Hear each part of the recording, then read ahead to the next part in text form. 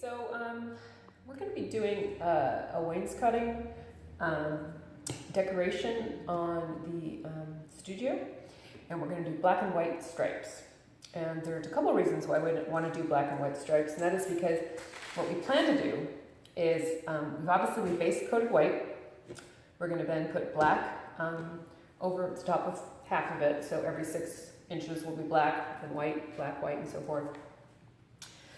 But the reason for it is iridescent glitter is got this wonderful property where it looks like one thing over white and it looks like another over black or over purple or something dark. So we're going to go ahead and paint this with just traditional eggshell latex paint. And then when it dries, we're going to come over with a glazing material with iridescent glitter in it over the whole surface. Not just the black, not just the white, the whole surface. And when it dries, the effect we're going to get is kind of a muted, pretty sparkle over here. And then when it hits the black, you're going to get this dramatic color sparkle. It's outrageous. So it's kind of fun to be able to have what it's going to look like, 2 different glitters, like as if we had glittered this panel different from this one. But the truth of the matter is, same glitter, just a different effect. So we're really looking forward to finishing this up and showing you basically the effect that you get with this wonderful iridescent glitter. Hey, so today we've finished lining out all our pinstripes and we've got it all taped. We're starting to paint and we're getting the black on. We're going to make sure it's nice and dark. We may have to do 2 coats, we'll see. And when this is completely dry, you want to make sure it's dry. We're going to go over it with the glazing material and the glitter. Okay, so I'm just going to paint for a little bit and then probably come back tomorrow and do the glazing.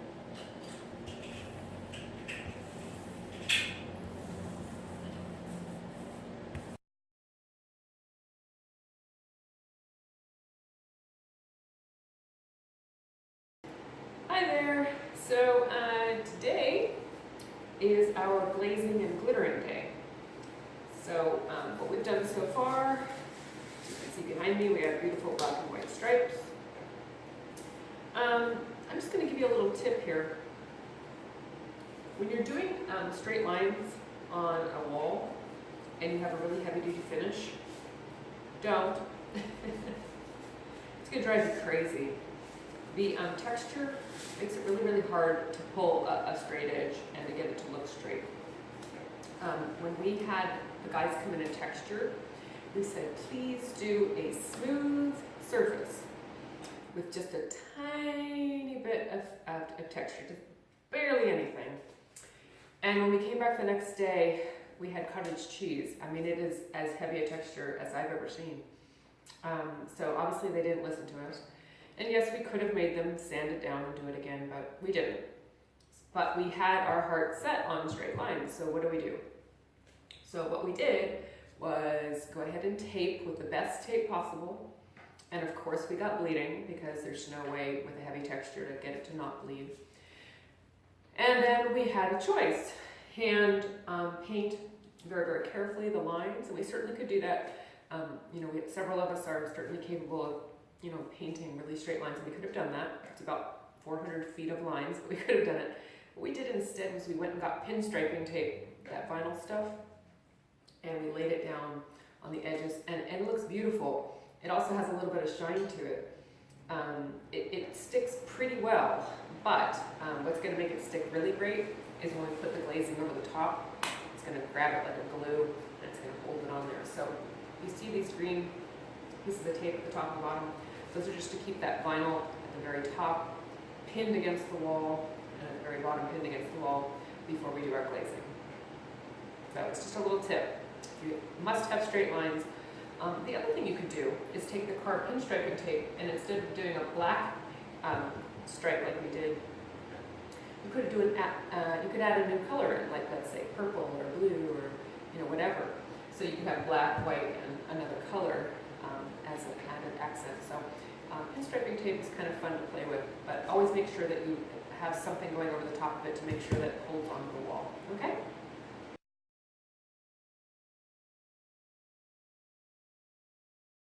Okay, so today is glazing and glitter day. So there's lots of different glazing brands out there. I like to use the Behr one. I've used it for about 10 years now, and I love it. It's a good glaze. There are certainly other brands out there, and they probably work just as well. But I'm just sharing you my experience with Behr, and you can get it a lot of different places. I believe I got this one at Home Depot, so most people have one of those around them, or can buy it online. So that's the glazing that I use. Today, I think I've already talked about this, but I'm going to be using an iridescent glitter. You can see here it looks white, but it's actually a clear glitter, and then it has a color on top of it, which is kind of a bluish, greenish, purplish. So we're going to go ahead and mix it into the glaze, and I'm going to be brushing it on. The brush that I like to use is a very soft, fat, natural bristle brush, and I like them when they're soft. It allows the glitter to come off much easier without it being scraped off. If you have a brush that's very, very firm, as you're brushing it, you can actually kind of pull the glitter off.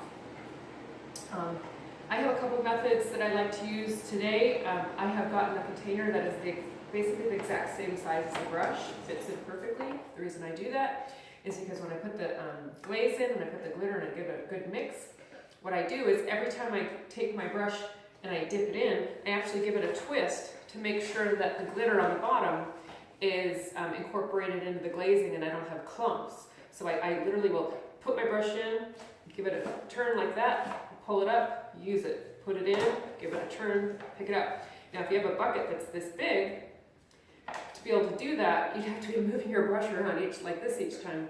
But if you come in with a container and a brush that's the same size, you can just go twist, lift, brush, twist, lift, brush.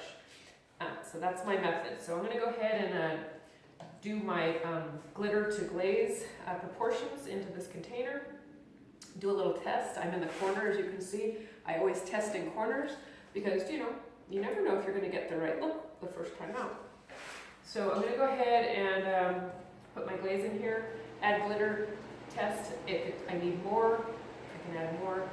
Just remember that you want to keep the proportions the same. So if you're not mixing the batch all at once, which you really shouldn't, you know, you're just doing it like maybe half a can or a quarter of a can.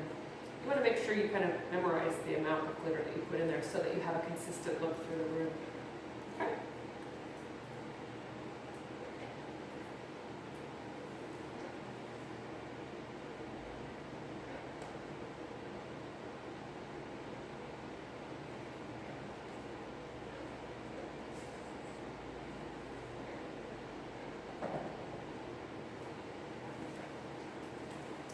Okay, so I've put in probably less than a quarter of the can. I've put in that amount because I want about that much to go under my bristles. If I were to fill it up to here, then when I submerge it, you know, it's going to get submerged up to here, and the glitter is going to be a mess. So I'm just doing it about, I'd say, 3/4 of an inch, so that when I do my twist lift method, I'll have just about the right amount on my brush. So here we go.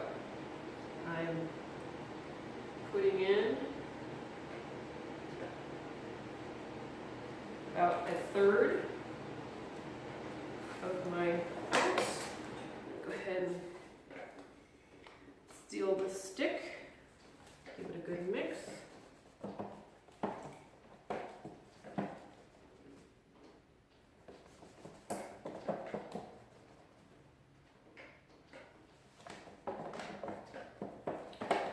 Add some more.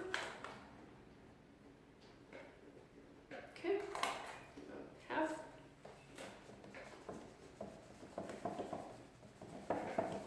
Okay, now if you saw my earlier video, you'll know that when you do these iridescents over the white, it's going to look very subtle, but over the black is when it's going to really stand out.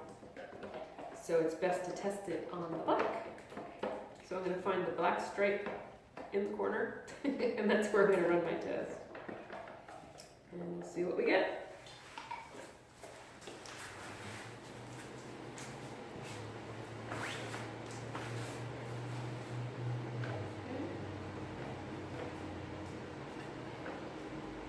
Now, you see how it looks white? How horrifying that is, right? Oh my God, I'm putting white on my wall.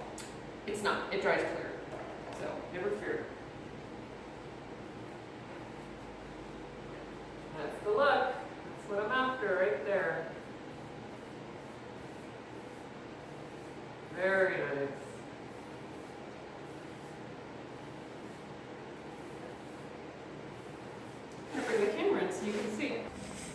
Okay, see? So it's looking milky. That all goes away and all you get left is that beautiful sparkle that's in there. Okay. Do my twist, my lift, and my brush.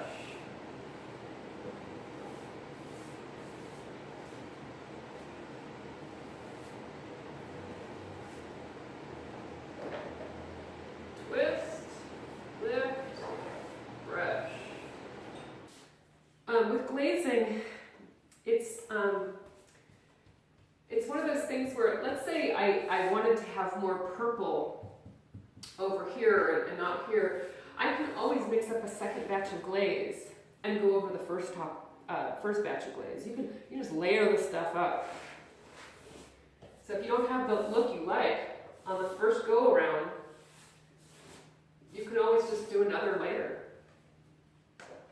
You know, it's clear, so you're just building up clear layers. So it's really, you know, people like to do the whole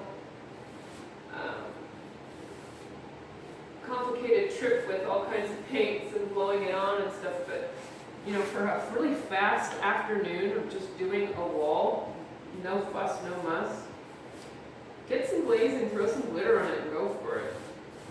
Of course, we're always going to recommend poly glitter so that it doesn't fade or bleed. But, you know, pretty much any poly will work with it.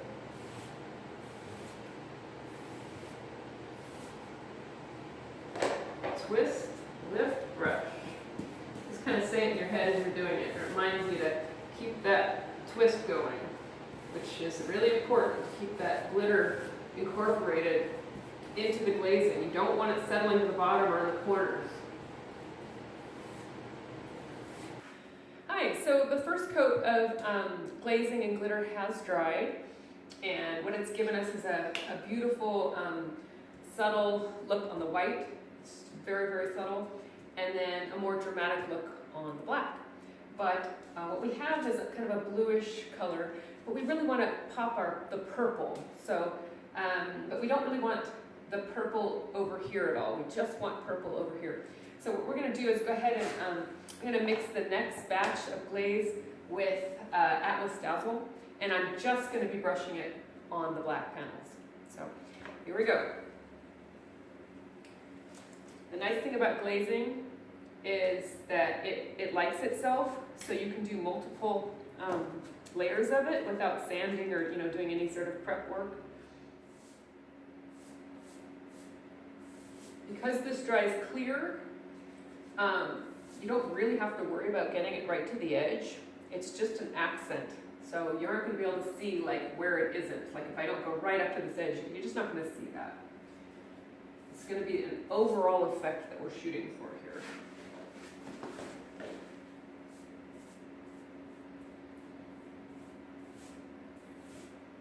Okay, here's the wall after the first coat. This is with Serious Shimmer. I'm going to do a close-up for you. So you can see how it really pops on the black. Come on over to the white. And even in this lighting, just really can't even see it. But there you go. You're seeing a little bit there. But when there's sunlight on it, you can see it a lot more. But still, it's that idea of sort of boing on the black and then giving your eye a rest in the white.